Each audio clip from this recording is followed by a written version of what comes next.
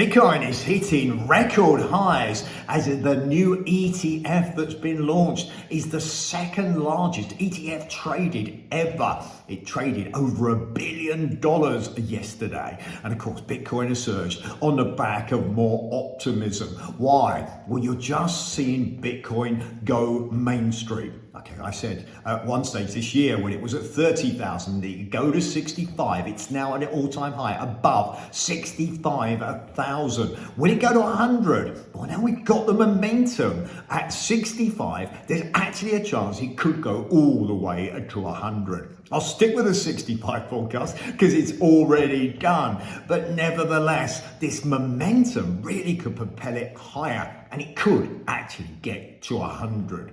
Okay, what are we seeing? We're seeing it as being Bitcoin is mainstream. It's accepted. It's a gold alternative. And that's why you now have an ETF, which makes it more accessible to more people. In other words, if you want to buy Bitcoin, you could download the Via Crypto app and you could trade it and hold it on there. You could go to Coinbase and you could buy it there. But you've got to, if you go to Coinbase in particular, it's a struggle to get an account. The Via Crypto is actually easier, but you still got to get an account. With an ETF, you can log on, and if you've already got a pension, perhaps not a UK pension, but an American pension, you can actually buy a Bitcoin ETF. So imagine all of a sudden you've got extra demand. You've got institutions that instead of buying Bitcoin can actually just buy an ETF. It's easier. It makes it more accessible. Ultimately, what does it mean? Well, ultimately, it means more stability for the Bitcoin market, less volatility.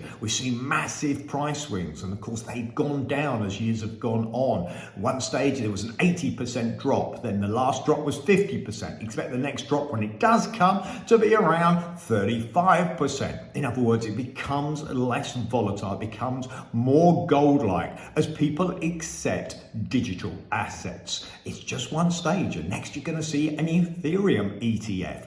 And when you see that, again, you'll see the price rise. If you're going to take advice or if you're going to invest, certainly substantial or large percentages of your money, should always take financial advice. Should you buy an ETF? Well, actually, there's more value in just buying Bitcoin, because when you buy an ETF, you're buying the futures. Okay, and when you buy the futures, it's actually more expensive, and it doesn't always reflect the Bitcoin price. But does it mean it's more mainstream? Absolutely. Will we get further increases? Highly likely.